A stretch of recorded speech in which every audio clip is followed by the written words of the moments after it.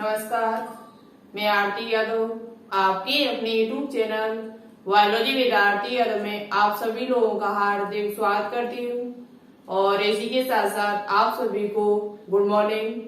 और जैसा कि आप सभी प्यारे प्यारे स्टूडेंट्स को मालूम है कि हमने आपके लिए न्यू क्लासेस स्टार्ट कर दी।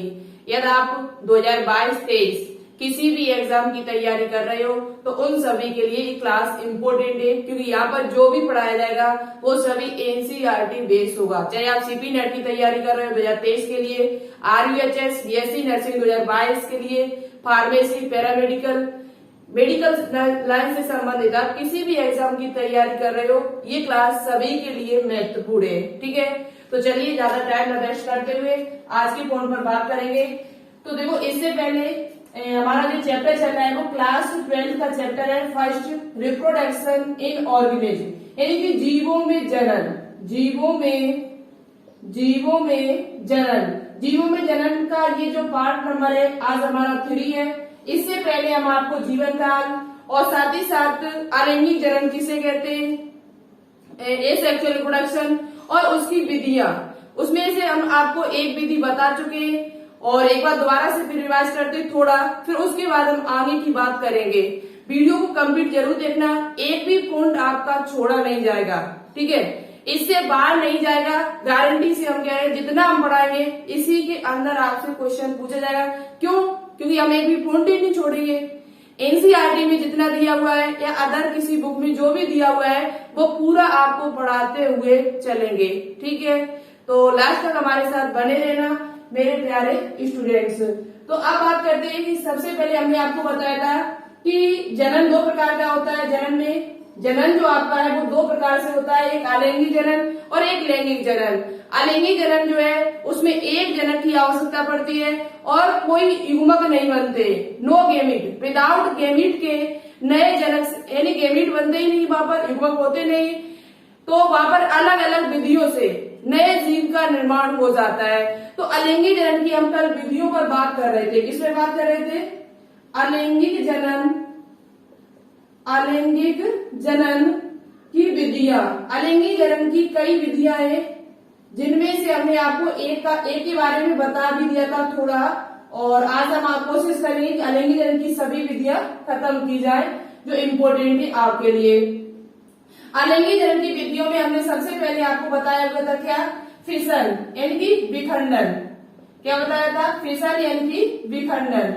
ठीक है, इसके उदाहरण भी हमने आपको बताए हुए थे। दूसरा हमने आपको बताया था स्पोर्युलेशन यानी कि बीजाणु जनन। ठीक है, तीसरा हमने आपको बताया हुआ था बडिंग यानी कि मुकुलन, और चौथा हमने आपको बताया हुआ था फ्रेगमेंटेशन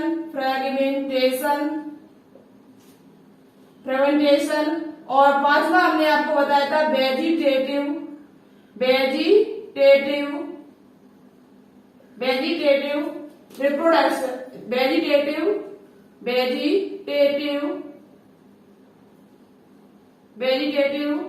रिप्रोडक्शन। ठीक है, कायक जनन, रिप्रोडक्शन, फिशन, स्पोर्युलेशन, बडिंग, फ्रेगमेंटेशन और वेजिटेटिव रिप्रोडक्शन। ये हमने आपको 5 विधियां बताई हुई थी। कितनी विधियां बताई थी? 5। तो इसमें से हमने आपको बताया था कि जो फिशन होता है ये 2 प्रकार का होता है। कितने प्रकार से? 2 प्रकार से। एक आपका होता है बाइंडरी, कौन सा होता है? बाइंडरी फिशन, और एक आपका होता है मल्टी फिशन। ठीक है, एक बाइंडरी फिशन, एक आपका मल्टी फिशन, यानी कि द्विविखंडन, इसे कहते क्या? द्विविखंडन, और ये आपका होता है बहुविखंडन। यहां तक मेरी बात कल हो चुकी थी। ठीक है, बहुविखंडन ये हमने आपको समझा दिया था कल की क्लास में। द्विविखंडन के उदाहरण भी हमने आपको बताया कि द्विविखंडन जो होता है उसे हमने आपको एक बार रिवाइज करेंगे, तो जिससे क्या हुआ आपको चीजें समझ में आ जाएंगी जल्दी जल्दी से। ठीक है, द्विविखंडन में हमने आपको बताए थे 3 उदाहरण। द्विविखंडन जो होता है जब कोई जनक 2 बराबर भागों में बंट जाए तो इस प्रक्रिया को द्विविखंडन कहा जाता है। द्विविखंडन में हमने आपको क्या बताया हुआ था? द्विविखंडन जो है उसमें 3 विधियां थी आपकी। एक आपका असरल द्विविखंडन, एक आपका अनुदैर्घ्य, एक आपका अनुप्रस्थ। सरल जो द्विविखंडन था वो अमीबा में होता है, सरल द्विविखंडन सिंपल बाउंड्री फिशन है वो अमीबा में पाया जाता है, जबकि आपका अनुदैर्घ्य जो द्विविखंडन है ये इग्वलिना में पाया जाता है। लॉन्गिट्यूडिनल बाउंड्री फिशन जो होता है वो अभी किसमें, इग्वलिना में होता है, जबकि ट्रांसवर्स जो आपका ट्रांसवर्स बाउंड्री फिशन है ये आपका किसमें पाया जाता है, पैरामीशियम में पाया जाता है। किसमें पाया जाता है, पैरामीशियम में। यदि आप कॉपी पे लिखना चाहो तो पिछली वीडियो को जरूर देखिए, तभी आपको समझ में आएगा। ठीक है, अब हम यहाँ पर बात करेंगे किसकी, बात करेंगे बहुविखंडन की। ठीक है, बात किसकी करेंगे, दूसरा जो हमारा रह गया था बहुविखंडन। बहुविखंडन उसके बाद नीचे वाले जो दी हुई उन पर चर्चा करेंगे। ठीक है, बहुविखंडन जिसे इंग्लिश में कहा जाता है मल्टीफिशन।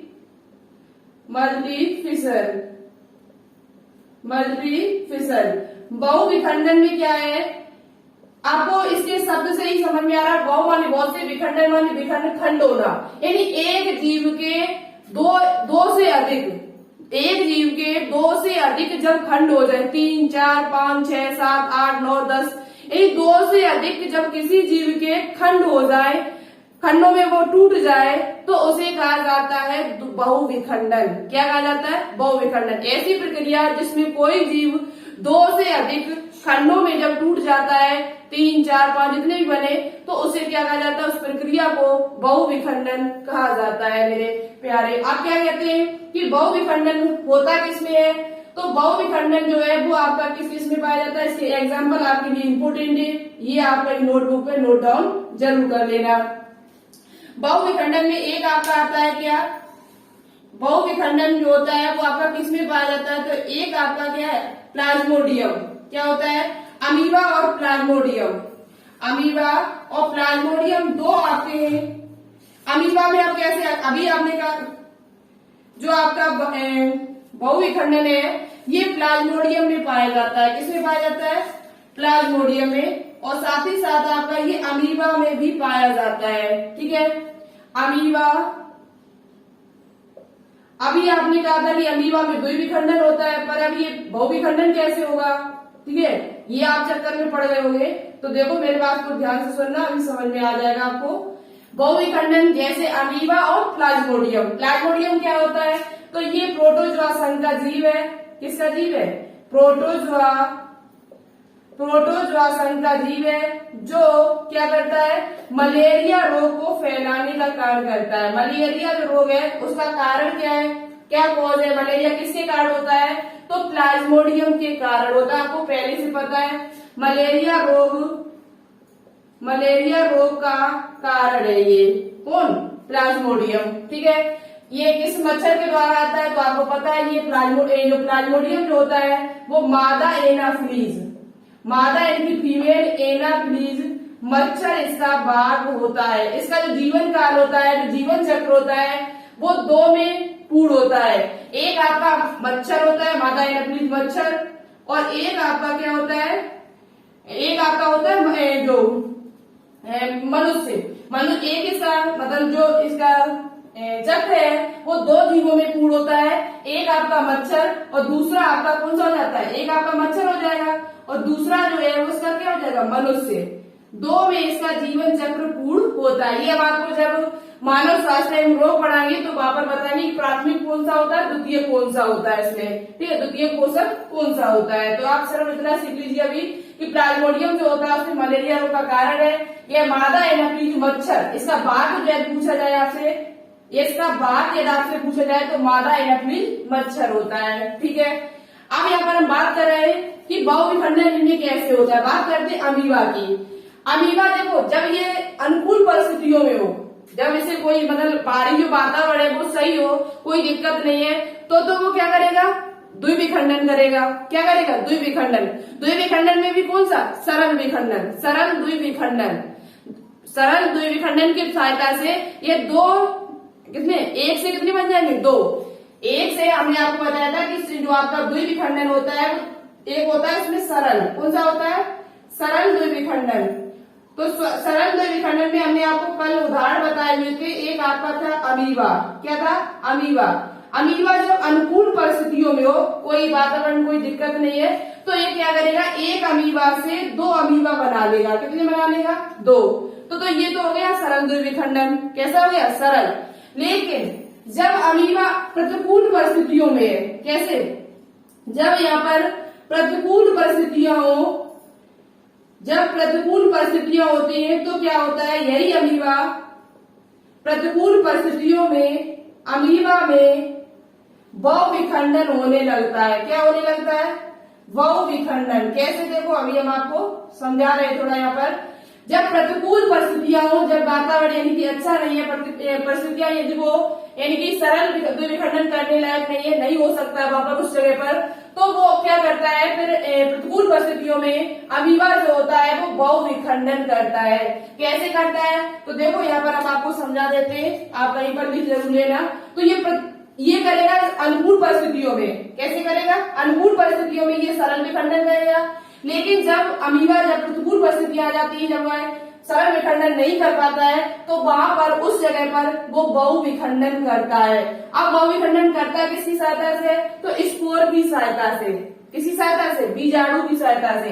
या बीजाणु जब हम आपको पढ़ाएंगे तब भी आपका ये स्पोरुलेशन जो लिखा हुआ है, इसका भी उदाहरण अमीबा है। ठीक है, स्पोरुलेशन का उदाहरण भी अमीबा आ जाएगा, लेकिन बहुविखंडन में भी अमीबा आता है। ठीक है, अब यहाँ पर हम बात कर रहे हैं कि ये कैसे करेगा।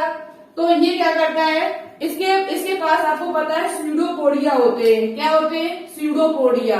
ठीक है, अमीबा का कुछ फिगर जो होता है वो इस प्रकार से होता है, आपकी किताब में दिया हुआ है, ऐसे होता है। ये इसके क्या होते हैं, तो स्यूडोपोडिया होते हैं। इनको क्या कहा जाता है, स्यूडोपोडिया कहा जाता है। ठीक है, देखो प्रत्येक चीज को यदि आप डिटेल से, भले ही आपने क्लास 12th में नहीं पढ़ा है और आज यहाँ पर आप डिटेल से पढ़ लेते हो, क्लास कंप्लीट अच्छे से कर लेते हो, लिख लेते हो चीजों को, तो आपको याद हो जाएंगी गारंटी से। तो आप ज्यादा से ज्यादा कोशिश ये करो कि लिखते हुए चलो, मेरे साथ समझते हुए चलो।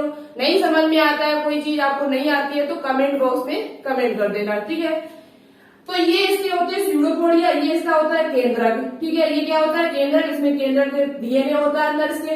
स्यूडोपोडिया होते हैं ये, जब अनुकूल परिस्थितियां आती है, ये एक सरल विखंडन नहीं कर पाता है, तब क्या होता है, ये स्यूडोपोडिया, जो आपको ये स्यूडोपोडिया जिसे हिंदी में कहा जाता है कूटपाद। क्या कहा जाता है, कूटपाद। यही स्यूडोपोडिया क्या होते हैं, ये अंदर धस जाते हैं। कैसे धस जाते हैं, अंदर की साइड ये धस जाते हैं, और धसने के बाद ये 3 परतों का निर्माण कर लेते हैं, 3 लेयर का निर्माण कर लेते हैं, यानी 3 परतें यहाँ बनके तैयार हो जाती इन्हीं की सहायता से। तो देखना कैसे, हम यहाँ पर आपको समझा देते हैं। यही जो स्यूडोपोडिया होते हैं वो आगे चल के 3 परतों का निर्माण कर लेते हैं। कितनी परतों का, 3 परतों का ये निर्माण कर लेते हैं। कूटपाद अंदर की ओर होकर यह 3 आवरण, एक आवरण बना लेते हैं जिसमें 3 आवरण होते हैं। कितने होते हैं, 3। तो यहाँ पर हम थोड़ा बना देते हैं इसे।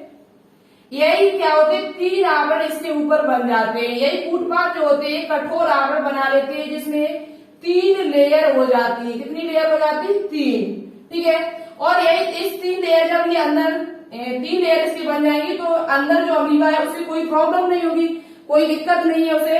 तो ये क्या कर सकता है, जो अंदर जो केंद्रक होता है इसका, जो अंदर इसके केंद्रक होता है, ये अंदर ही अंदर क्या करने लगता है, जनन करने लगेगा।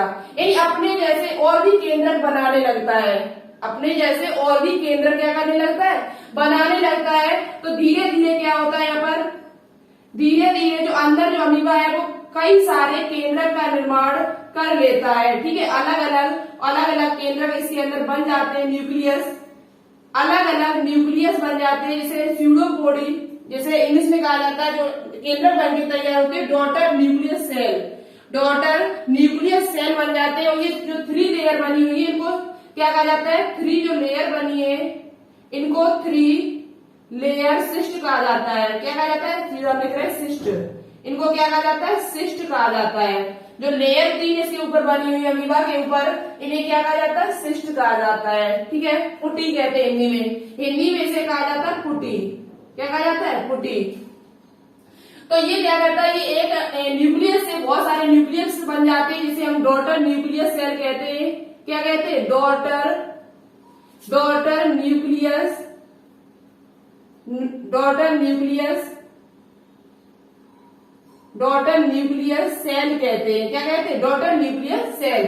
और ये जो लेयर होती है वो धीरे धीरे क्या होता है, जब ये जनन योग जब परिपक्व हो जाता है, मैच्योर हो जाता है, तो ये जो लेयर होती है, इनके ऊपर जो 3 लेयर आपको दिखाई दे रही है, 3 आवरण, ये नष्ट होने लगते हैं। और नष्ट होने के बाद क्या होता है, जो ये डॉटर न्यूक्लियस सेल बने हुए ये अलग अलग हो जाते हैं। तो एक अमीबा से बहुत सारे अमीबा का निर्माण हो जाता है। ठीक है, एक अमीबा से बहुत सारे अमीबा का निर्माण हो जाता है, अपना अपना केंद्रक हो जाता है। तो यहाँ से एक से कितने बन रहे? बहुत ज्यादा। और वहां पर कितने बनते थे? सिर्फ 2। तो एक अमीबा से जब बहुत ज्यादा अमीबा, एक अमीबा से 2 से अधिक जब अमीबा का निर्माण हो जाए तो इसे कहा जाता है बहुविखंडन। क्या कहा जाता है? बहुविखंडन। सेम पोजीशन यही आपकी प्लाज्मोडियम में होती है। इसी प्रकार से प्लाज्मोडियम भी अपना जन्म ऐसे एक प्लाज्मोडियम से एक केंद्रक से बहुत सारे केंद्रक बनते हैं। फिर धीरे धीरे ये केंद्रक ये मैच्योर होता है। मैच्योर होने के बाद ये फट जाती है, जो झिल्ली होती है वो आपकी फट जाती है। और फटने के बाद बहुत सारे प्लाज्मोडियम का निर्माण हो जाता है, यानी एक से अधिक बन जाते। एक बना, एक केंद्रक था, एक से बहुत ज्यादा केंद्रक बने, डॉटर को केंद्रक बने। और बनने के बाद क्या होता है, एक से अधिक प्लाज्मोडियम का निर्माण हो जाता है। तो इसी क्रिया को कहा जाता है बहुविखंडन। क्या कहा जाता है? बहुविखंडन। समझ में आ चुका होगा, बहुत ही डिटेल से हमने समझाने की कोशिश की हुई है। ठीक है, अब इनको जो आपका जो अंदर जो अमीबा बने होते हैं इनको हमने बता दिया डॉटर न्यूक्लियस सेल कहा जाता है, या इनका एक नाम और कह सकते हैं, एक नाम और दे सकते हैं इनको, स्यूडोपोड्स फॉर्मेशन, अमीबा भी कहते हैं इनको। इन संरचनाओं को डॉटर न्यूक्लियस सेल आगे बन के ये क्या बन जाते हैं? अमीबा भी इनको कहा जाता है। चलिए अब हम आगे बात करेंगे किसकी? स्पोरुलेशन की। इस प्रकार से तो आप 2 गाड़ी इसमें याद कर लेना, बहुविखंडन में अमीबा और प्लाज्मोडियम। उसके बाद बात करेंगे हम किसकी? स्पोरुलेशन यानी बीजाणु जनन की। प्रोडक्शन की सेकंड विधि, फर्स्ट विधि हमने आपको बहुत ही डिटेल से समझाई हुई है, आप कभी भी नहीं जीवन में भूल सकते हो यदि आप लिखते हुए चलेंगे तो। ठीक है, नोट्स बनाना बहुत ज्यादा इंपॉर्टेंट है। साथ ही साथ नोट्स के साथ साथ आपको रिवीजन भी करना है। हम इसका टेस्ट लेकर आएंगे लाइव क्लास में, शाम 6 बजे डेली इस चैनल पर लाइव क्लास चलती है। तो हम जैसे ही चैप्टर कंप्लीट होगा, ये टॉपिक पूरा कंप्लीट होगा, वैसे ही हम आपके लिए शाम 6 बजे लाइव क्लास में क्वेश्चन लेकर आएंगे, हिंदी और इंग्लिश दोनों भाषाओं में। तो अभी आप लोग रिवीजन जरूर करना, फिर बाद में मत कहना कि मुझे समझ में नहीं आया, मैं क्वेश्चन सॉल्व नहीं कर पा रही हूँ। क्वेश्चन तभी सॉल्व कर पाओगे जब आप लगातार देखोगे, लगातार पढ़ोगे और साथ ही साथ लिखते हुए चलोगे तो। ठीक है, तो चलिए आप बात करेंगे सेकंड विधि हमारी स्पोरुलेशन यानी कि बीजाणु जनन। बीजाणु जनन होता क्या है? तो देखो यहाँ से आप नोट्स भी बना सकते हो, हमने लिख के लेकर आए इसी वजह से, जिससे आप नोट्स तैयार कर सको अच्छी तरीके से, एनसीईआरटी बेस। तो बीजाणु जनन का अर्थ होता है ऐसा जनन जिसमें बीजाणुओं की बनने की क्रिया। देखो जनन का अर्थ होता है निर्माण करना, यानी कि अब निर्माण किसका होगा? बीजाणुओं का होगा। बीजाणु होते क्या है अभी हम आपको बताएंगे। बीजाणु के बनने की प्रक्रिया को ये बीजाणु जनन कहते हैं। इसी परिभाषा है बहुत ही। बीजाणु के बनने की प्रक्रिया को क्या कहा जाता है? बीजाणु जनन कहा जाता है, स्पोरुलेशन कहा जाता है। अब बात करते हैं ये फंजाई जगत के। याद कर ले, ये फंजाई जगत यानी कि जो फंगस होते हैं उनके फंजाई जगत यानी किंगडम के सदस्य, और साथ ही साथ पादप जैसे शैवाल, कुछ शैवाल, कुछ आपके फंजाई जगत के सदस्य जिनमें आपका बीजाणु जनन पाया जाता है। पूछा जाए आपसे कि बीजाणु जनन होता किसमें है, तो कुछ फंजाई है हमारे और कुछ हमारे शैवाल एल्गी, उनमें आपका बीजाणु जनन पाया जाता है। क्लियर हुआ? It's okay. अब बात करते हैं कि यह जनन अमीबा में भी पाया जाता है। अभी हमने आपको बताया था पीछे कि बीजाणु जब अमीबा प्रतिकूल परिस्थितियों में होता है, जब अमीबा जनन सरल विखंडन के द्वारा नहीं कर सकता, सरल द्विविखंडन के द्वारा, तब ये क्या करता है? तब ये बहुविखंडन करता है। बहुविखंडन में क्या बनते? स्पोर बनते। जब वो बहुविखंडन करता है तो उस अमीबा के अंदर क्या बनना स्टार्ट हो जाते? स्पोर बनना स्टार्ट हो जाते। ऐसी परिस्थिति में, अनुकूल प्रतिकूल परिस्थितियों में, तो बीजाणु जो होते हैं वो अमीबा में भी बनते हैं प्रतिकूल परिस्थितियों में। तो यह जनन अमीबा में भी पाया जाता है। ठीक है, आप सबसे पहले समझते हैं कि बीजाणु होता क्या है। बीजाणु कहते किसे? बीजाणु यानी जिसे इंग्लिश में कहा जाता है स्पोर। बीजाणु एक ऐसी संरचना है जो एक कोशिकी है। कैसी है? एक कोशिकी। एक कोशिका से मिलकर बनी हुई है, सिंगल, ठीक है, सिंगल सेल है, साथ ही साथ पतली भित्ति वाली है। पतली भित्ति इस प्रकार से आप समझ सकते हो, एक कोशिकी है, पतली भित्ति वाली युक्त संरचना होती है जिसे हम बीजाणु कहते हैं, जो अंकुरण से यदि इसका अंकुरण हो जाए, यदि इसका जर्मिनेशन हो जाए तो नए पादप का निर्माण हो जाएगा। किसका निर्माण हो जाएगा? इससे ही क्या हो जाएगा? नए पादप का निर्माण हो जाता है यदि इसका जर्मिनेशन हो जाए, ठीक है, अंकुरण हो जाए तो इससे ही नए पादप का निर्माण हो जाता है, इसके बीजाणु से ही, ठीक है, नए पौधे का निर्माण हो जाता है। इसे कहते हैं हम क्या? बीजाणु। पूछा जाता है कि बीजाणु कैसी संरचना है, तो आपका आंसर सिर्फ इतना सा होगा, एक कोशिकी पतली भित्ति वाली संरचना होती है, ठीक है। उसे हम क्या कहते हैं? उसे बीजाणु कहते हैं। बीजाणु जो होते हैं वो दो प्रकार के होते हैं, 2 टाइप्स के होते हैं। कितने? बीजाणु जो होते हैं वो आपके कितने प्रकार के होते हैं? 2 प्रकार के होते हैं। एक आपका अचल बीजाणु जिसे कहा जाता है एप्लाइन स्पोर, एक आपका चल बीजाणु जिसे कहा जाता है जू स्पोर, ठीक है। अब बात करते हैं कि अचल बीजाणु क्या होता है और चल बीजाणु क्या होता है। बीजाणु जनन पाया किसमें जाता है? सबसे महत्वपूर्ण क्वेश्चन तो आपका वही है। तो अचल बीजाणु जिसका अर्थ क्या हो जाएगा? जो आ माने नहीं और चल माने चल, ऐसे बीजाणु जो गति न करते हो, गति नहीं करते हो। क्या नहीं करते हो? गति नहीं करते हो, क्या कहा जाएगा? अचल बीजाणु। गति करेंगे क्यों नहीं? तो इनके पास कशाविका नहीं होती है। क्या नहीं होती है? इनके पास कशाविका, आपकी सीरिया जो भी है, कशाविका इनकी फ्लैजिला, ठीक है, इनके पास फ्लैजिला नहीं होती है, ठीक है, नहीं होती है। इनके पास फ्लैजिला जो होती है वो नहीं पाई जाती, जिसकी वजह से ये गति नहीं कर पाते। अब बात करते हैं इसका उदाहरण क्या है, इसका एग्जाम्पल क्या है। तो इसमें एक एग्जाम्पल हमारा आता है, क्या याद कर लेना, इसका एग्जाम्पल बहुत ही इंपोर्टेंट है, क्लेमाइडोमोनास। क्या होता है? इसमें वो एक गलत बता रहे, क्लेमाइडोमोनास नहीं है। अचल बीजाणु जिसमें कशाविका नहीं पाई जाती है, फ्लैजिला नहीं पाई जाती है, जिसमें कोनेडिया पाई जाती है, ये पेनिसिलियम में होता है। किसमें होता है? अचल बीजाणु के द्वारा जो जनन होता है वो आपका पेनिसिलियम। किसमें होता है? पेनिसिलियम। पेनिसिलियम क्या होता है? तो पेनिसिलियम जो आपका है वो एक प्रकार का कवक है। क्या है? कवक यानी फंगस है, जिसमें क्या होता है? पेनिसिलियम में, इसमें हम यहाँ पर लिख रहे हैं, पेनिसिलियम जो आपका होता है, पेनिसिलियम में फ्लैजिला तो नहीं पाया जाता, लेकिन इनमें कोनेडिया पाए जाते हैं। क्या पाए जाते हैं? आपको फिगर यहाँ पर एक दिख जाएगा पेनिसिलियम का, जिसमें कोनेडिया के द्वारा जनन होता है। किसके द्वारा? कोनेडिया के द्वारा।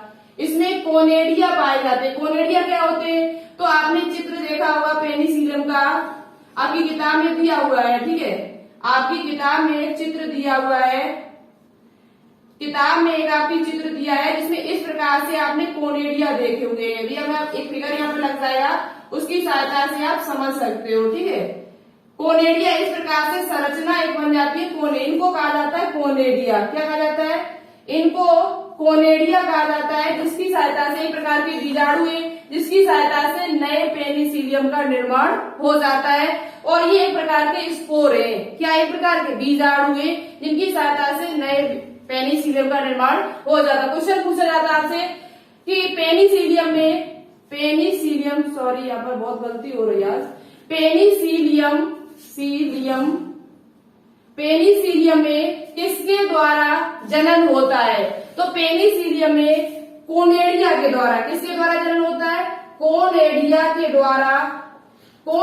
के द्वारा इसमें जनन होता है, जो अचल बीजाणु आपके हैं, ठीक है। कोनेडिया के द्वारा इसमें क्या होता है? जनन होता है।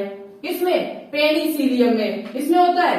पेनिसिलियम में होता है, पेनिसिलियम में, ठीक है। पेनिसिलियम में कोनेडिया के द्वारा क्या पाया जाता है? तो आपका जनन पाया जाता है। और ये इसकी जो संरचना आपको दिख रही है, इसे ही कोनेडिया कहते हैं। अब बात करते हैं चल बीजाणु क्या होते हैं। तो ऐसे बीजाणु जो चल सके, गति कर सके, ऐसे बीजाणु जो गति कर सके उनको कहा जाता है चल बीजाणु। तो ये गति करते हैं, पहली बात तो क्या करते हैं, गति।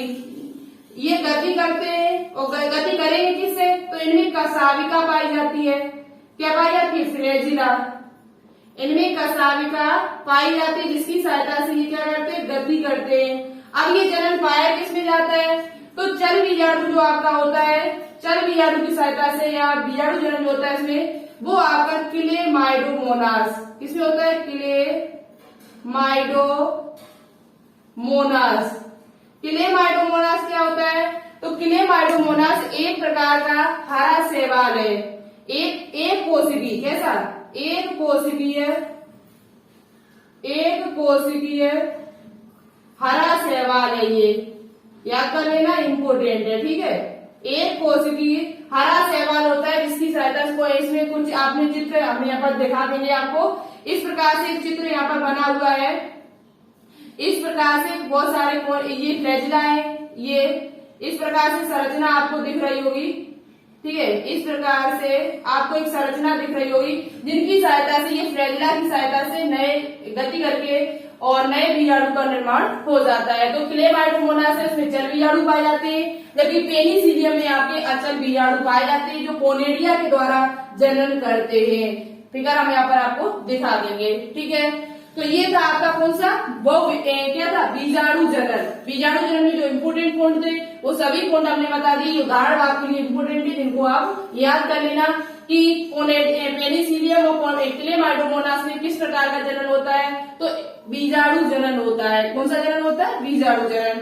अब बात करेंगे हम किसकी, मुकुलन की और पुनरुद्भवन की।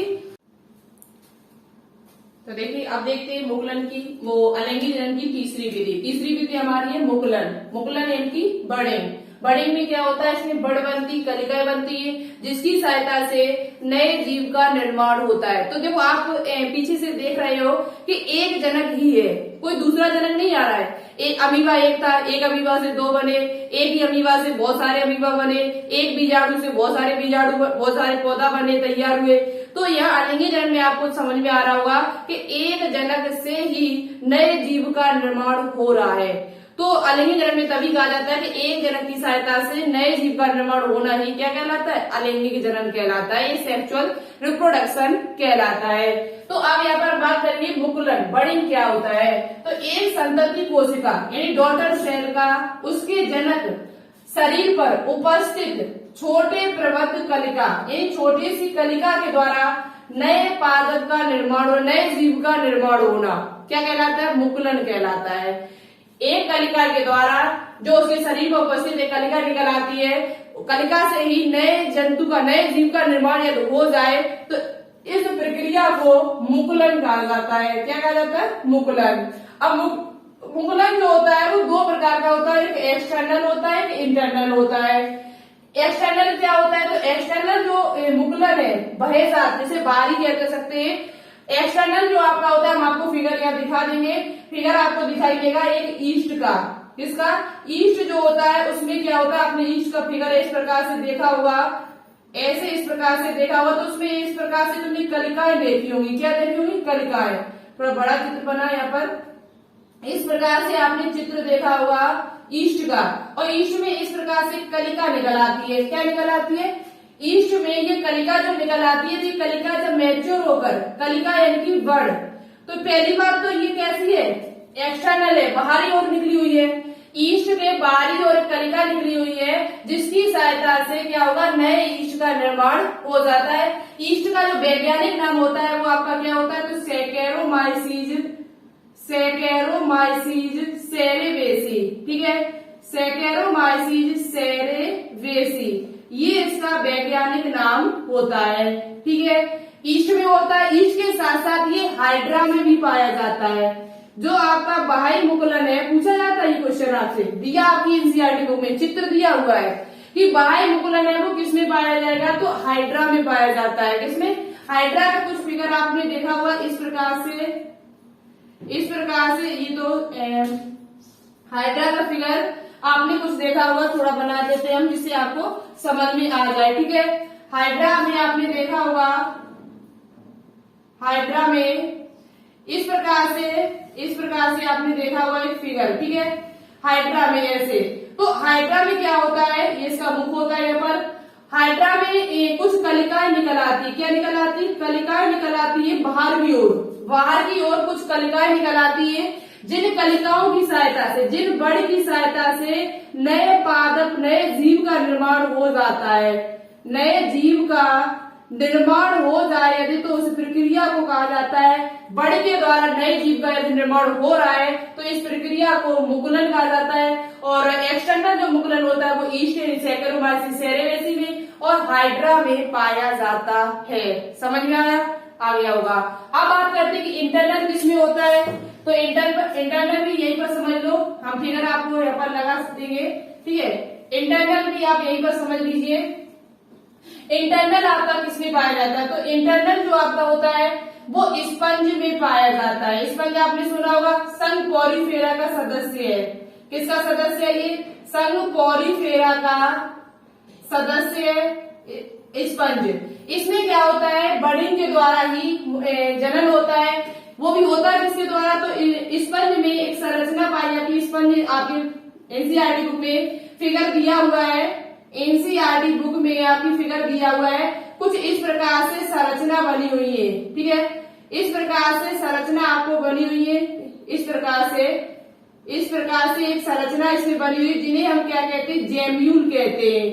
तो इसमें पूछा जाता है कि स्पंज में किसके द्वारा जनन होता है, तो स्पंज में जेम्यूल के द्वारा, स्पंज में जेम्यूल के द्वारा जनन पाया जाता है। पूछा जाए कि जेम्यूल के द्वारा, जेम्यूल किसमें बनते हैं, तो जेम्यूल के द्वारा जनन किसमें होता है, तो वो आपका स्पंज में होता है। किसके में होता है, स्पंज में।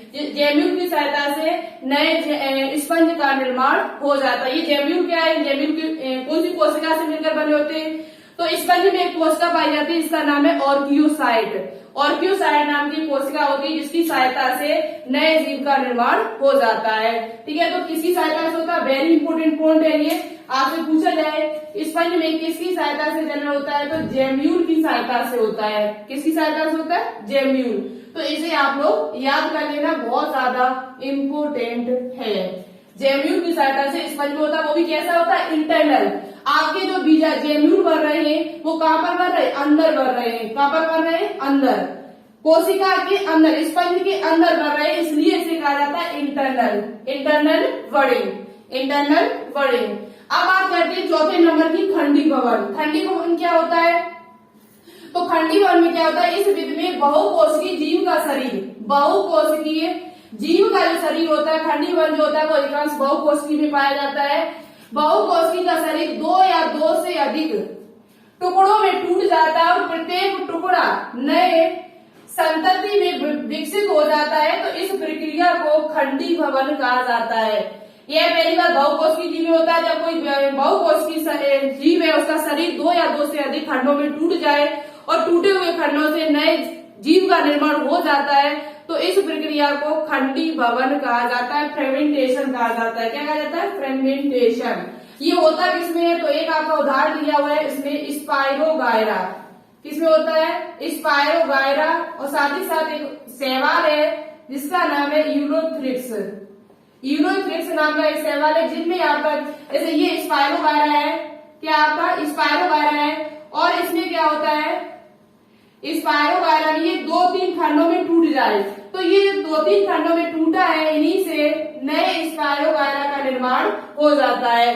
तो इस प्रक्रिया को क्या कहा जाता है, खंडी भवन। 2 या 2 से अधिक खंडों में टूट जाता है और उन्हीं टूटे हुए खंडों से नए जीव का निर्माण हो जाए, तो इसे क्या कहा जाता है, खंडी भवन। जैसे स्पाइरोगायरा और यूरेथ्रिक्स, ये उदाहरण आप याद कर लेना। स्पाइरोगायरा ये आपका दिया हुआ है, ठीक है, समझ में आ गया होगा फ्रेगमेंटेशन क्या होता है। अब आपका एक यहाँ पर हम समझाएंगे पुनरुद्भवन, रीजनरेशन क्या होता है, और ये आलिंगी जनन की 5वीं विधि। एक हमने वहां पर पुनरुद्भवन नहीं लिखा था शायद, रीजनरेशन, ये भी आपका दिया हुआ है। और इसके बाद छठी आपकी बचेगी कायिक जनन, जो बहुत ही विस्तार से समझाएंगे कायिक जनन पादपों में किस प्रकार से होता है, वेजिटेटिव रिप्रोडक्शन, और थोड़ा बड़ा भी टॉपिक है और आज कवर भी नहीं हो पाएगा। आज सिर्फ समझेंगे यहाँ पर पुनरुद्भवन क्या होता है। सिर्फ पुनरुद्भवन की रीजनरेशन, पुनरुद्भवन को हम पुनर्जनन भी कहते हैं। पुनर्जनन यानी कि दोबारा से उत्पत्ति होना, पुनः माने दोबारा, जनन माने जनन से, कि जो दोबारा से किसी जीव की उत्पत्ति होना, तो उसे हम क्या कहते हैं, पुनर्भवन या पुनर्जनन कहते हैं। यहाँ पर लिखी है परिभाषा जो आप समझ सकते हो, क्षतिग्रस्त भाग, कोई भाग ये क्षतिग्रस्त हो जाए, कोई भाग क्षतिग्रस्त हो जाए तो उस भाग से नए जीव का निर्माण ऊतकों द्वारा, क्षतिग्रस्त भाग या नए जीव का निर्माण ऊतकों द्वारा जब हो जाता है, किसके द्वारा, या तो क्षतिग्रस्त भाग है उसी से नए जीव का निर्माण हो जाए, या जो जीव है उसके ऊतकों से, किसी ऊतक से यदि नए जीव का निर्माण हो जाए तो उसे क्या कहते हैं, यह क्षमता पुनरुद्भवन कहलाती है, पुनर्जनन कहलाती है। ये पाया किसमें जाता है, तो एक बात यहाँ पर, पुनर्जनन जो होता है वो दो प्रकार का होता है पुनर्भवन, ये मॉर्फोलेक्सिस और एपीमॉर्फोसिस। आपने इससे पहले कभी नहीं पढ़ा होगा शायद। ये दो प्रकार का होता है, मॉर्फोलेक्सिस और एपीमॉर्फोसिस, ठीक है। तो ये दो प्रकार का होता है, एक आपका मॉर्फोलेक्सिस जो होता है उसमें क्या होता है, छोटे से तंतु से जीव का पूर्ण शरीर बन जाए, कोई छोटा सा तंतु निकला हुआ है, उस तंतु से ही पूरे जीव का यदि निर्माण हो जाए तो उसे हम क्या कहते हैं, उसे हम कहते हैं क्या, मॉर्फोलेक्सिस। क्या कहते हैं, मॉर्फोलेक्सिस कहते हैं। कैसे, देखो ये आपका पाया जाता है, किस किस में पाया जाता है, तो इसके उदाहरण आप लोग लिख लीजिएगा, इसके उदाहरण, ठीक है, एग्जाम्पल। इसके एग्जाम्पल एक आपका बुक में दिया हुआ है, एनसीईआरटी बुक में, हाइड्रा भी होता है। अभी हमने आपको बताया था कि हाइड्रा में सिर्फ क्या होता था, हाइड्रा में सिर्फ एक कलिका के द्वारा ही तो बनता था। तो हाइड्रा में अब लेकिन इम्पोर्टेंट जो आपके लिए वो प्लेनेरिया है। क्या है, प्लेनेरिया में क्या होता है, ये पुनरुद्भवन की सहायता से नए जीव का निर्माण कर लेता है। एक प्लेनेरिया है, जैसे माना कि ये, और इस प्लेनेरिया को 2-3 भागों से काट दिया जाए, 2-3 भागों इसके क्षतिग्रस्त काट दिए जाए, 3 भागों में काट दिया जाए, तो ये कटे हुए भागों से ही नए प्लेनेरिया का निर्माण हो जाता है। जो कटे हुए भाग है, लेकिन इनमें केंद्रक होना चाहिए, केंद्रक का छोटा बहुत, ऐसा नहीं कि बिना केंद्रक के, थोड़ा बहुत अंश केंद्रक का होना चाहिए। यदि केंद्रक नहीं होगा तो नहीं बन पाएंगे। थोड़ा बहुत अंश इनमें किसका होना चाहिए, केंद्रक का होना चाहिए, तभी ये आपके नए जनरेशन कर पाएंगे, मतलब नए जंतु का निर्माण हो सकेगा। तो कटे हुए भाग से, क्षतिग्रस्त भाग से नए, यानी कि नया प्लेनेरिया यदि बन रहा है तो उसे हम क्या कहते हैं, पुनरुद्भवन कहते हैं या पुनर्जनन कहते हैं। तो किसी प्लेनेरिया को जब हम, और प्लेनेरिया एक ऐसा जीव है, याद कर लेना, प्लेटिहेल्मिंथी संघ का सदस्य है, जिसमें पुनरुद्भवन की क्षमता सबसे ज्यादा पाई जाती है। सबसे ज्यादा ये क्षमता पूछी है पुनरुद्भवन की तो किसमें पाई जाती है, तो वो आपके प्लेनेरिया में पाई जाती है। किसमें पाई जाती है, यही आपको उदाहरण याद करना है। दूसरी बात, आपसे क्वेश्चन है, आप कमेंट बॉक्स में कमेंट करके बताना कि सबसे कम पुनरुद्भवन की क्षमता किसमें होती है। सबसे कम पुनरुद्भवन की जो क्षमता है वो किसमें पाई जाती है, ये कमेंट बॉक्स में कमेंट करके सभी लोग बताना, ठीक है।